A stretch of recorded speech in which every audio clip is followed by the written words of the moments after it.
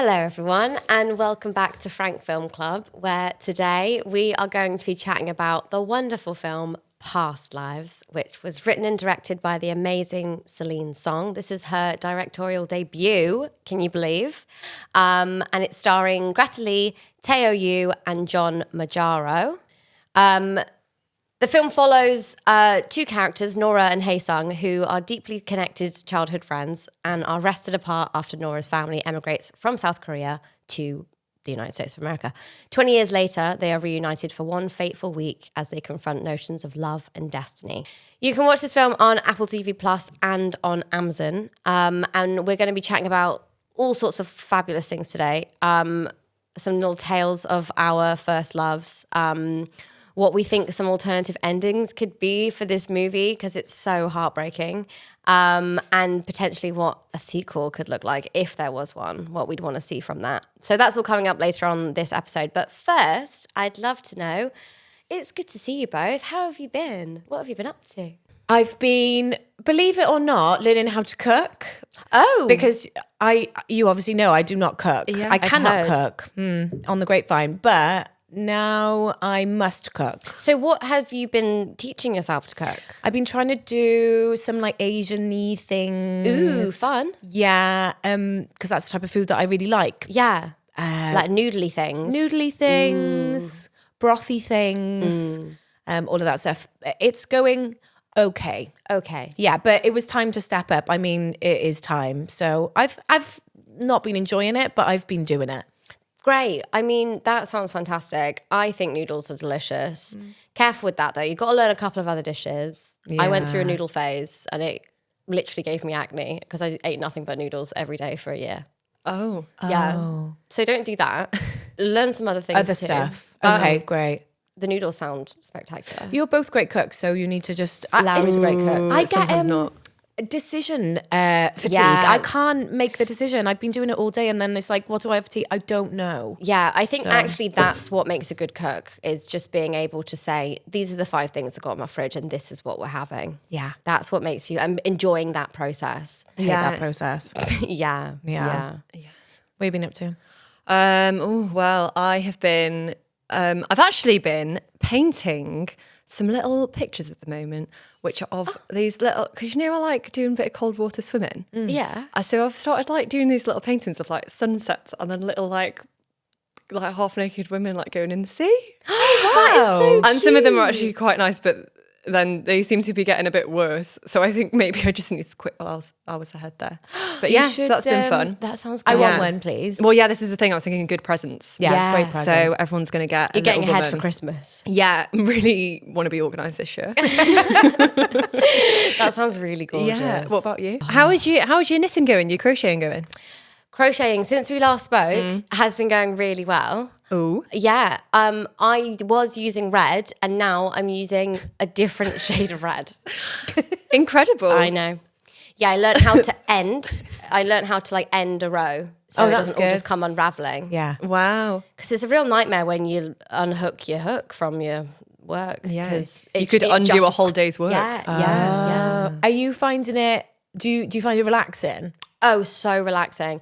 Every night at about 8 p.m, I take my glass of wine up to bed with me. I take a shower with my glass of wine, and I get all ready for bed and finish my wine in the shower, get all ready for bed, sit in bed and listen to my audiobook, and I crochet for about an hour. That sounds lovely. And then I put my timer on for another hour, and then I close my eyes and I go to sleep. What's your timer What's your timer for? Yeah. Like a timer on the audiobook to turn off in an hour so it doesn't just go all night, you know? But how do you know that you're gonna? Do you miss bits though? You fall asleep to it? Yeah, and then I'll just sort of like rewind a bit until the last time I was conscious, which is like sometimes only a couple of minutes after. But you know, I need to give myself an hour's timer. I can't be doing 20 minutes. I'm falling asleep stressed that I'm not going to be You're not asleep gonna in beat 20 it. minutes. Yeah. So I have to give myself an hour. And what are you listening to?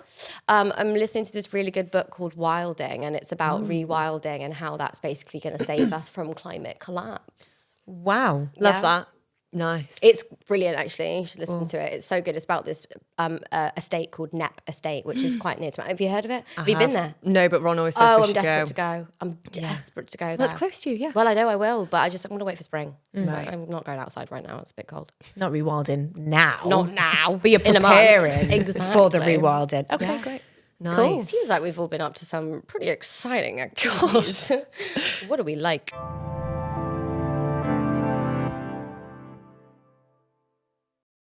So,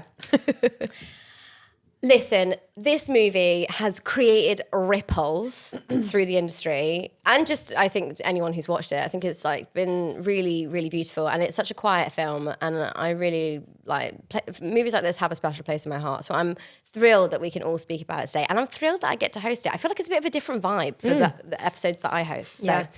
I hope I do it justice for you both. Okay, so I guess we'll just kick off the first time you saw it, because it came out a little while ago, and what your initial feelings were about this beautiful, kind of tragic love story. Yeah, I actually hadn't watched it until like a couple of days ago. Right. But I'd heard so many good things about it and I'd wanted to watch it for ages, but I just hadn't for some reason. Yeah. So I watched it at home with Ron and I just found it absolutely heartbreaking. I thought it was like, it ended perfectly and I didn't want it to end it in any other way than what it did. But at the same time, like I cried because it was like so heartbreaking. And yeah, so I'm so excited to like go through like why was it so heartbreaking? It was brilliant. What was that like? Because I went to see it with myself, and actually, so I went to see this in the cinema by myself when I was really, really pregnant. I'd finished all my project. Anyway, so I went to see it by myself there, and then I was meeting somebody afterwards who I think I told you about because it's a casting assistant who reminded me of you, and I was like, yes. great, definitely want to work with her. And then when I had a meeting with her, she was like, oh, I've just been in to see Past Lives by myself. And I was like, we're going to get on great. So went to see it, loved it, and just really made me feel really reflective. And it was great. But I'm really wondering what it's like to watch with a boyfriend. Yeah, what did you think? I don't think he got it like I got it. Like I think we both had very different. Well, actually, I say at the end he was like, oh, that was actually really sad. But I don't feel like he was quite affected in the way that I was. Do you think he was a bit defensive of the husband? Absolutely, Yeah. massively defensive. And that was like quite, like we didn't like go into it in loads of detail, but it was quite like good little chat between us because I was like, well, no, because this and this. And yeah, it was good. It was interesting to watch together. Yeah. How was your first watch? So I watched this with my sister a few months ago, and then watched it again like last night. But watching it with my sister was really beautiful. Like we were just sort of like discussing it as it was happening the whole way through, and felt so awful for Arthur, like at points. But I think we both just like instinctively knew that this was just like, particularly that bar scene, which like we'll get to, but just like it's just something that has to play through, you know, and. I just found it really, really beautiful. It's such a nice movie for us to watch together as well. What, you and your sister in particular? Yeah, I don't know what it was. I think like we've both. I mean, you know me. I fall in love a lot. I think like we've both had like last year when we were watching it, we'd like both had like very interesting years of like being single for the first time in a long time and sort of like re-experiencing that and, you know, people from before and people from now and all that kind of thing. Nothing like this. But I think it was just like really a special time for us both to watch it together. Absolutely. Yeah. And kind of just like explore this situation that is not apparent to either of us, but like be able to put ourselves in those like shoes and be like, what would I do? Like, how would that really feel? Yeah, I mean, I don't know where you want to start, but I kind of would love to start. Did either of you have like a childhood sweetheart? Yeah, I like had a first love when I was in school, this made me really think about that, but in a way, in like a similar way that it's like we have such different lives now, and like that was so. I feel like you'll always well, maybe not everybody, but I feel like a lot of people will always have a place in their heart for their first love. And like, this is what happens in this film. And then they actually meet and then, but they've actually turned into such different people and they have such completely different lives that it's just like, it would never actually properly work. Like if at the end they had actually got together and then like the next thing probably would have just been them having the worst time ever because they're just like different people by that point. Right. But yeah, I felt it did really remind me of that and was just like, oh, it's like first love is so lovely because you just like don't know you're like in love without any kind of responsibilities for the world or any kind of, just like life is good. Yeah, and you just love like spending time with each other. Yeah. Like, if only it could be that simple. Yeah. Like when you're an adult. There's Yeah. all these other factors, but like there's something so vulnerable and raw about just being like, I want to spend time with you Yeah. only for the rest of my life. When Yeah. you're like 7, so cute. Like the worst thing or like the hardest thing is like, are we going to sit next to each other in maths? Or So like, how old were you then with this? 16. Yeah. So not like young, not as young as these two are, but still like at that point it was still, you're still young. They 12 in the film when they're... I I think guess. it is, yeah, because it goes in like 12. I think something like that. But do you think that that's different to what this love is? Because they are so young and it's so innocent. Like when you're 16, you do have thoughts of like, I'm with this person and I'm going to be with them.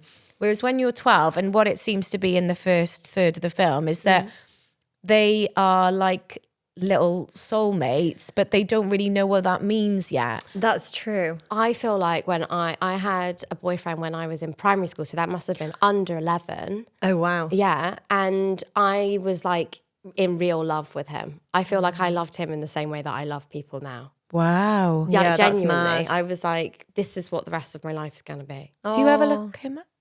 I actually do sometimes. Yeah, he's like so happy in a relationship with someone and like they're perfect for each other. And I'm never like, what if? But I like, my mum still knows his mum. Like they set us up on like a little date. It was so cute, you know? Like I properly had like a boyfriend when I was in primary school. That is So mad. cute. Wow.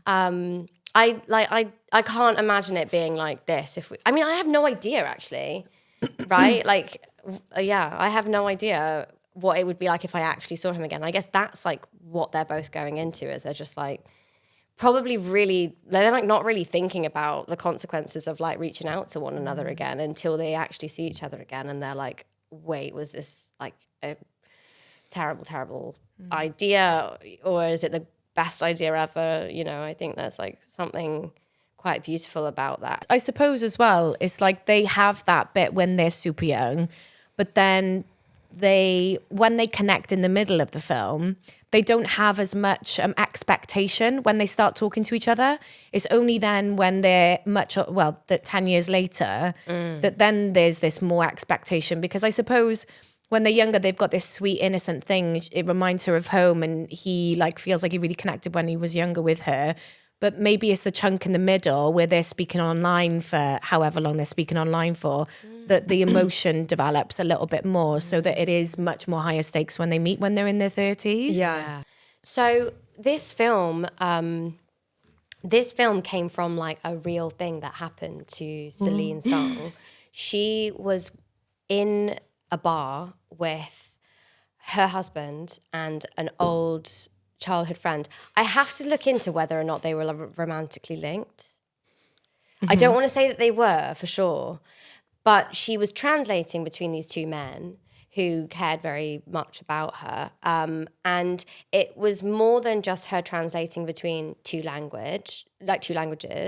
And it was more than just translating between like two cultures, but she felt like she was really translating between two parts of herself that are still like completely present and real within her. And there's like one that's just been like reignited again. And the other that's like the life that she's built for herself. And it's like, who's to say what is more valid, you know? And I think that was the moment that she was like, I have to kind of explore this in a movie. Whoa. And so knowing that, like, do you feel any differently about what you think the ending should have been? Or I don't know that I feel any different. I think that the ending, because I think it was such a perfect ending, and like I loved it so much, like because on one part I was just like, all I want is for her to like be whisked away by this guy that's come back into her life, and it would be so like it's exactly like your imagination can just like run wild. Oh, it's so romantic and gorgeous, and like what a story. Exactly like Arthur points out in the film, the husband, he's like, my part in the story would be this, and then you would like do that. But so there's part of me that really wanted that. This is like the teenage girl part of me, but then mature me, yeah, this is like the Twilight me. But then me now was like, but then she would throw away everything, and she does have a lovely husband who like she loves, and he loves her, and so as much as I wanted that, I also didn't want that. It was and I think Celine Song has just like dealt with it in the most perfect way. I just think it's incredible. We know more now as we get on older about what makes a good relationship and like what makes a sustainable life and relationship, and it's not the things that you want when you're a teenager. Definitely not. So I felt the same way. Yeah, I just felt completely satisfied. And it didn't feel dramatic. It just felt so real, and it was just so lovely. yeah. The chemistry between all these actors is like really, really electric on screen. And I wondered if there were any sort of standout moments where standout moments where you kind of felt that the most. I loved the chemistry between Nora and Arthur, their marriage, and the way that they were able to like communicate together, and how like at first when she's like, he's like, are you attracted to him? And she's like, I don't know, maybe, or whatever she says. And like that whole scene, I was like, oh my God, this is like awful, but also like so I'm like, yeah, like she's just telling the truth. And like, what better thing to do than tell the truth? Even though at the same time, I'm like, oh my God, he must be like breaking inside. I just thought it was great. Yeah. I guess that is a part of a marriage, right? It's like, it's going to be so normal to have crushes on other people, but it's like how you deal with that together. And like the way that he just really let her like work through this like strange week of emotion and just like had to let go and trust that it was all going to be okay. It was just like such a beautiful demonstration of like, just like letting someone like, you're not trying to control like the outcome of something that you'll never be able to control. And it's like just really allowing like the space for that to happen, you know. I think that he's such a beautiful, beautiful character, and it's just really lovely to see a guy like that, you know. Yeah. He's like, and he's learned Korean, and he's just really an amazing guy. Love Arthur. I also really like the moment when they see each other in New York in the park. Yeah. That like stand up. It's something about the distance in between, like physical distance in between them, but it still feels like you can feel it emanating. And how do you do that though? Wow. Is it because we've built it up because of the story and it's us feeling that? Or is it something between these two actors in their eyes or their face or their body language or the framing, or what is it? But it just felt so Electric. oh, yeah.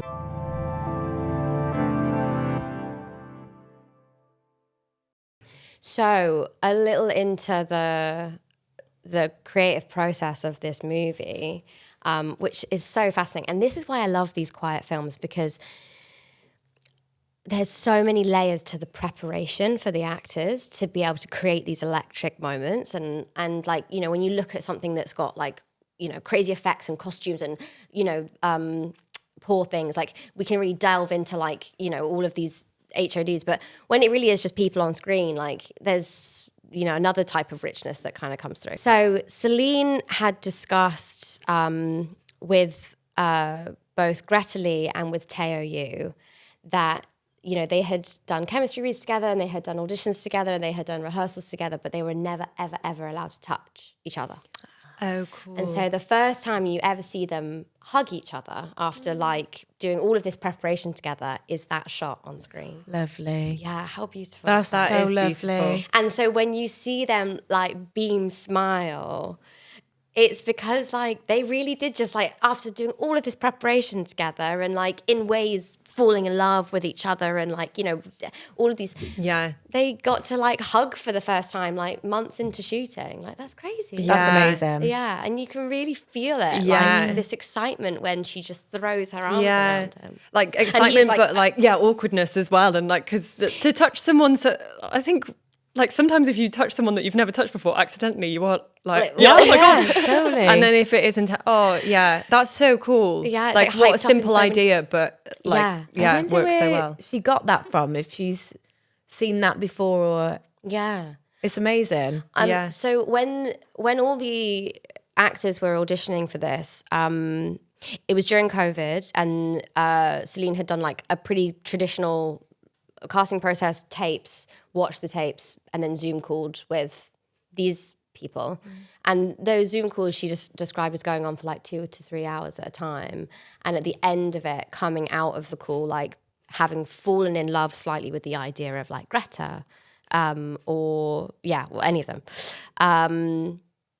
And so, yeah, that kind of like, I think gives you an insight to just like the depth that they would chat. And I think in that process, in the development process, that was when these ideas came up of like, what if, for example, like they didn't touch until that first time that they hug on screen. It was more of a like discovery together with the actors. And another really notable moment, and something that I just think is fascinating. So they would have these massive group Zoom calls, like lots of preparation, auditions, like being on set, filming multiple scenes like at once or whatever. And John Magaro, who plays Arthur, and Teo Yoo, who plays Hae Sung, never met until you see them meet for the first time on camera. Never saw each other. If they were on Zoom calls together, they were both muted and blacked out.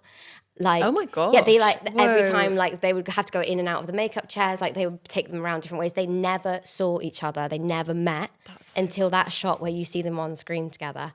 How crazy is that? Well, I was going to ask, does Teo Yoo speak English, and did they communicate in English outside of the scene?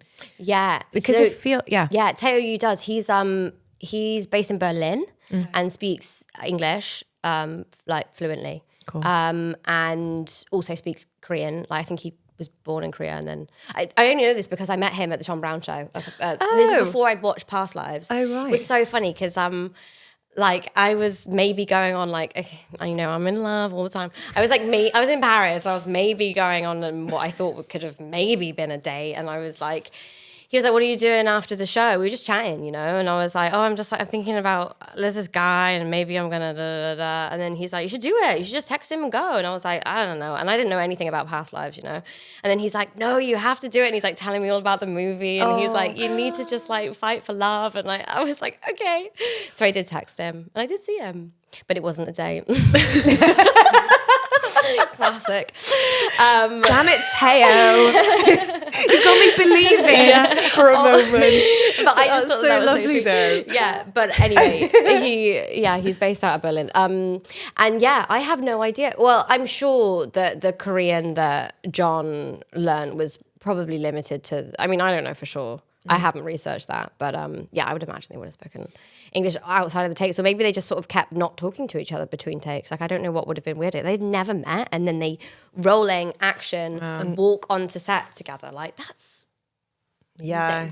my anxiety through the roof. Yeah. That's so good. Yeah, really beautiful. Their But anxiety through the roof, which is perfect. Yeah, for it the just scene. really Yeah, creates exactly. these moments that are so impactful.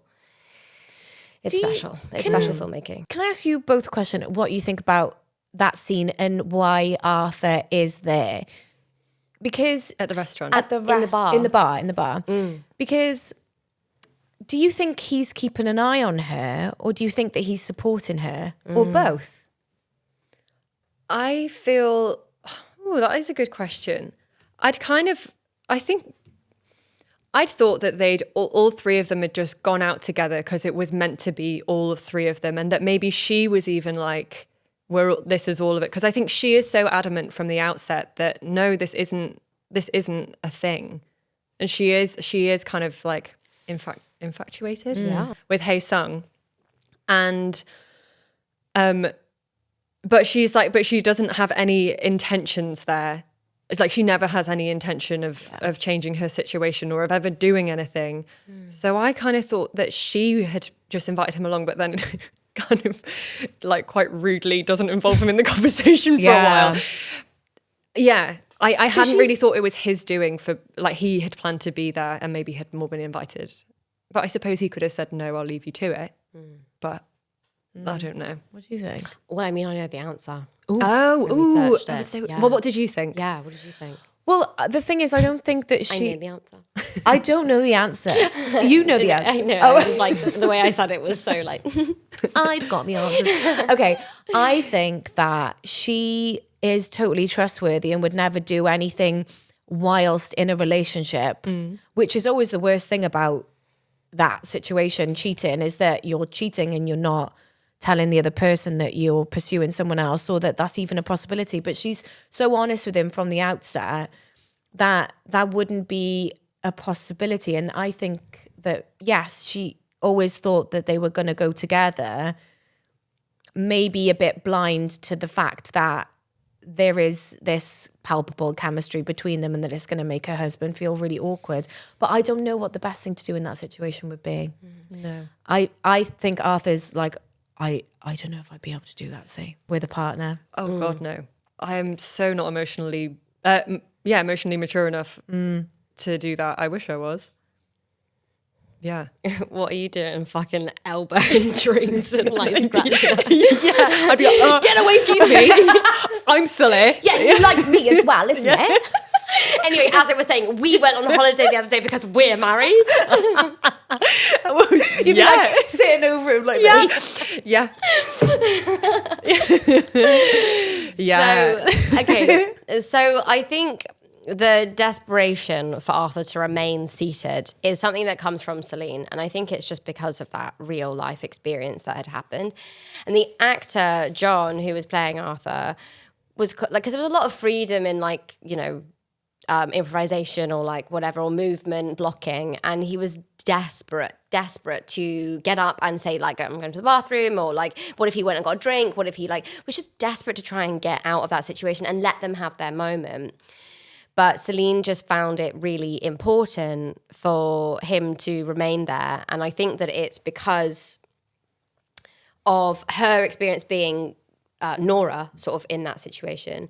And Nora knowing, as you've said, basically, like that there's nothing is going to happen. And as uncomfortable as this is, like, you can trust me and like everything's going to be okay. And if we break apart at this moment when it's like most uncomfortable and it's most awkward, then like it kind of starts to crumble, like the whole thing. Yeah. Oh, wow. Which is beautiful and it's painful, and like I think there's one way of looking at it where you look at Arthur as like someone who's just like weak and like whatever, but I just think that he's such a beautiful character. Like I think that's like, I think that men are like that. Like, I don't know. And like, we don't see that enough. They shot that over 2 days, that scene. Wow. Yeah. It was a really poignant part of the movie, That's obviously. true. Yeah. On 35 mil. So like, you know, when they go, like they're going, and it's like time is money, and yeah. But yeah, super, it's so layered, you know, so layered. And it does feel for portions on the second watch, like, Nora's really fucking like elbowing. I was like, hang on a minute, Arthur. Anyway, as we were saying, when we were children, the body language is really given like, I wish he would leave. But I was like, no, I don't think that's intentional. Yeah, but I mean, this is just coming from my own like speculation. But I do wonder if that scene was ever, you know, more translating between the two of them, because that was originally where this scene came from, but maybe it was just in the edit it needed something more to like dial up what the ending's going to be, and like, because I think I genuinely had no idea what she was going to do because of that scene in the bar. I really was like panicked that she was gonna throw her life away, which I don't think she should do, but I couldn't tell what was going to happen at the end, which is maybe something to do with making that scene a little bit more favoured towards Hae Sung versus being like super in the middle, because that's not a great story, Yeah. even though it's like more comfortable. Yeah, I think is if she had like gone, like left everything, it just turns into like every other film that we like, so many other love stories that we've like watched already. So yeah, that was like, it's why it was so different and such a poignant film. Yeah, it's so interesting to hear that was shot over 2 days as well, because the filmmaking just feels, obviously there's, process. It just feels so effortless that being part of how they edit, like potentially, it doesn't feel like, what am I trying to say?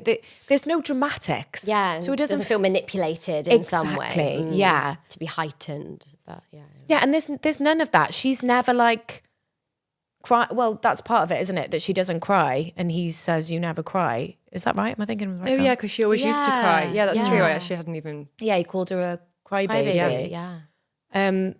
So it's not like a super dramatic thing. Yeah. There's peace there. Even though it's uncomfortable, there is like a peace there.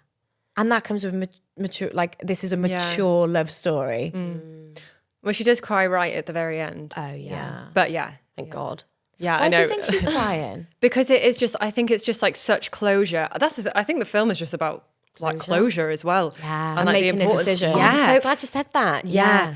And I think at that point when she cried, I was just like, oh my God, that was just like the most heartbreaking closure ever. Because it was right and she had to do it. And then, oh my God, I was crying. I love closure. Yeah, it's so important. 24 is the year of closure. Yeah.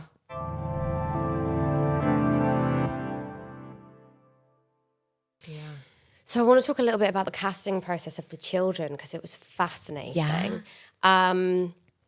So they cast the older people first, and then they cast the kids. And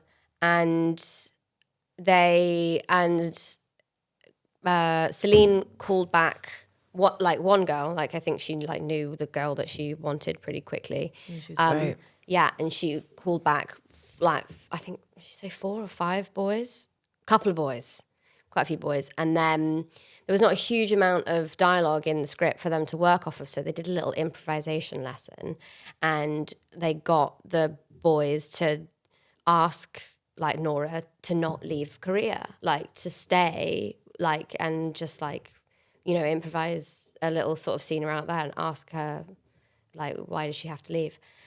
And the boy who ended up getting it was doing the improvisation, and the little girl who was playing Nora started to actually cry. And then once the audition was over and the boy left, she said like, does Nora have to leave? Like, can't Nora stay? Oh, God. Oh my God, that is so I know, and they both got it, and they had this beautiful chemistry, the two of them. Oh my gosh. She needs to bottle whatever she just did there, because I mean, she already had the role though, but wow, that's so lovely. Isn't it? Do you think in the future that that boy and girl will reconnect and then they'll past Tell lives? the greatest love story of all time. Yeah. That's very Inception. Yeah. Very that. We should make a film where we cast them both in like 25 years' time. Yeah, we should do like Boyhood, Yes. where it like goes over 20 years. Yeah. And it's following We the love manufacture story. it's like a combination of Boyhood and Marriage Story and Past Lives. Yeah. Wow. Wow. Oh, gorgeous. Okay, great. Yeah. So a bit more into the process between like the actors. So once the kids were cast and they had filmed their scenes, Greta and Teo Yoo like got to watch them and watch their like work to like try and be the older versions of them, And the boy who was playing Hae Sung would like keep his arms locked like this all the time. And I don't know if you noticed, but like quite a lot of the time when Teo Yoo is playing Hae Sung and like walking around New York, he's got his arms like locked down by his side, because he just thought it was a really interesting like like soothing habit that this boy had just because he's sort of young and acting and like on camera, you know, for the first time or whatever. But he thought it'd be such an interesting thing to bring back, like when he's around Nora, to like keep his arms like super locked down by his side. That's so lovely. That is cool. Yeah, it's sweet. Another little fun fact. I did feel like Teo Yoo's character in general just felt like, what's the word? He just felt really like young, and like when he goes to New York, and just like his face, that he looks so innocent and like so endearing. Yeah, I was just like, my heart just went out to him, because he is like, I think this whole story is a very different story for him than it is for Nora. Like Nora gets that closure and can kind of move on, but then But then Hae Sung, it's like he goes back, and he like does that's he do when The he goes tears he home? must have wept on that flight. Oh, Oh, my God. Yeah. Don't even get me started. Or I wonder if he felt closure at all, or like positive. Oh my God, I hope he did. I hope he's okay. I really do. I loved all the scenes with him and his Korean bros. Like, I loved all They of were that. great. That was great. They were funny. Yeah. And his life was really interesting. Like, if we were gonna see more, I'd actually, that's it. Yeah, that's the sequel, Yeah. Back in Seoul. Yeah. That's true. And something really satisfying where he finds the person he's meant to be with. Right. Yeah. Oh, there we go. That's the sequel. We've just had 2 film ideas in the space of 5 minutes. Goodness me. Hollywood just try to stop us. Jesus Christ. So beautiful. Okay, I wanted to read some of the fabulous Letterboxd Oh, yeah. reviews. Okay, Arjun Rajput says, keep your hopeless romantic friends away from this. This is like crack for them. True. Yeah, so true. And that's what it is. It's hopeless romance. Like Yeah. it just there's no good ending, you know. Paul gave this 5 stars and quoted, "You want to understand me when I'm dreaming," and said, "This is going to fuck me up again in like an hour." Oh, God, yeah. that line. Yeah. Really, really special. Did she write this film, Celine Song? Yeah. And what's her background? Like, was she doing, what was her, like, how did she get to this point? She had done a couple of shorts. I mean, this is me completely paraphrasing. She'd done a couple of shorts, and this is her first like feature length, directorial debut. So She's such a amazing. beautiful writer. I'd love to see her shorts. Yeah. And want to see what she's doing next, obviously. Yeah. Jason Hang gave this 5 stars and says, "Bruh, fuck Celine Song and fuck this movie. I don't have time in my life to be emotionally processing this right now." Oh. Yeah, it's true. It really affects you. It does. It's still affecting me, you know? It's like, it Yeah. really is a commitment watching this film. Yeah. Okay, do we have any guesses on the budgets for this movie? I want to say, well, travel though, isn't it? Between the 3? two. Ooh. I wanted to get in because I thought you were going to say 3 then, so I was like, I want was to going to say say 3. 4. Okay, great. Have 4. Oh, we're so wrong. Or lower, 10. Think about it. 1.5. We have meetings with financiers all the time. Are people making films for that budget these days? Not really. Okay. This is like 84, like Oh, was it 84 that made Yeah, it? yeah. Okay, let's say 7. 7, 10. 12 Oh, God. USD. That is just like, for a first feature, That's my, Like, that's that's why healthy. I guessed. Nice. 4. Yeah, of Because course. how did she Yeah. go? But it's different. It's different in the US. It's- Like yeah. a small budget in the US, like over there right now, like 3 to 5 is like small, like tiny. Whereas like people really want to be financing 5 and up, which Yeah. is weird in today's economy. People can't eat. yeah. But yeah, anyway, yeah, 12.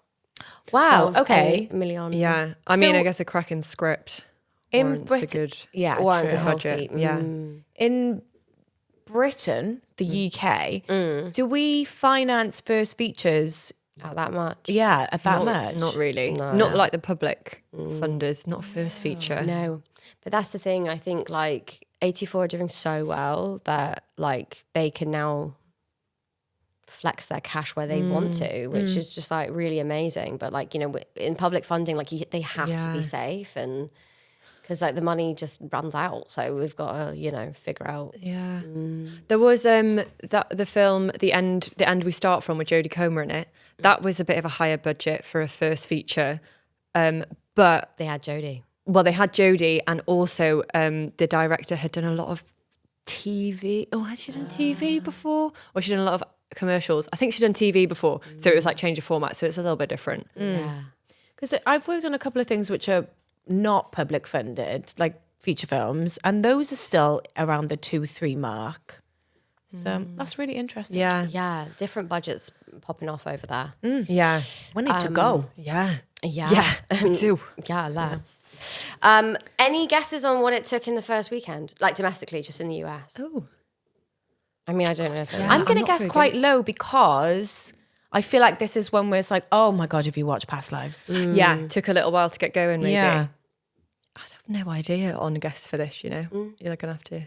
Yeah, it took 21 million, Okay. which is great. Oh. Yeah, grossed 21 million in the US. So good. Like she's going to do amazing things. Amazing. That's Yeah. so good for her. I'm mean- excited to see what she does next. Yeah. I I hope think she that's doesn't do 84. something like silly. No. Oh, I doubt it. Yeah. The reason why I say that is like a Chloe Zhao. That's not silly, but it's like, What she did Eternals. You yeah. mean? Yeah, I just want to see a few more of these. yeah. I know. See, that is like the really strange thing about the industry right now. It's like one thing I didn't say during our Barbie episode, which I kind of want to bring up now, is that like Greta Gerwig gave us the best Barbie movie that we could ever hope for. But is it the best Greta Gerwig movie? Certainly not. Exactly. Yeah. And so it's like, I love, that these filmmakers get to make decent money, like also make box office smashes and like make a great name for like filmmakers. Like, love that. But it's like, I think we gain so much from these original stories. And it just is so rich in a way that like you'll never get from like a franchise. And like it's no one's like fault that it goes that way, but I just like I wish that we could have more original ideas because they're just stunning.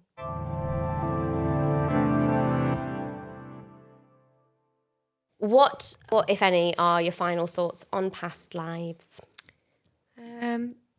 Final thoughts are I feel like this is a film that I've got closure on this film after watching it and then having this conversation, and I feel like it was one that made me really reflective at the time as well. I absolutely loved the viewing experience. I thought it was perfectly woven, but I probably would watch it again. That sounds negative, but it's not. No. I don't mean that negatively. You've taken what you needed. Yeah. And it was just such a beautiful experience and I loved it. Yeah. Thrilled for you. I feel weirdly like this is one that I will rewatch because I do love it when I know that a film is going to make me cry. Like, just sometimes there's like certain ones I think, I can't think what it is. Is it like Blue Valentine or something? Oh, yeah. Ryan Gosling. Yeah, sobbing. Oh my God, I can't Michelle Williams. Michelle Williams, like those kind of like love stories, and like I just know that I could go to those and feel quite awful, but in like a lovely way. And I think that this film is one of those that I will go back to. Yeah. Makes me really sad. Yeah, this is a beautiful film. I'll watch it again. I loved it the second time round. Got something else from it. Again, like I do love to feel sad watching a film. I love to know that a film's going to make me like really sob crying. And like feel something, like really feel something real. Yeah. I think it's beautiful. Thank you both so much for chatting about this movie. I hope that you listening enjoyed this episode. If you'd like to share your thoughts and feelings, then please email us. The email is filmclub@wrapped.world. But you can also reach out to us on TikTok and Instagram because I hear that's what the kids are doing these days. Kidding, I am the kid. At Frank Film Club.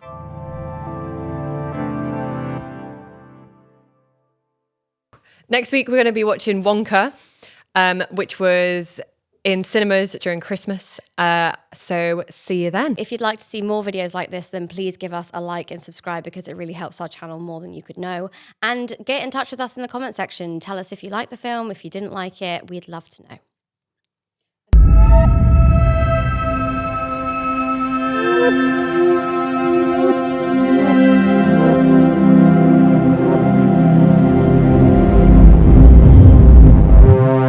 podcast was presented by Wrapped.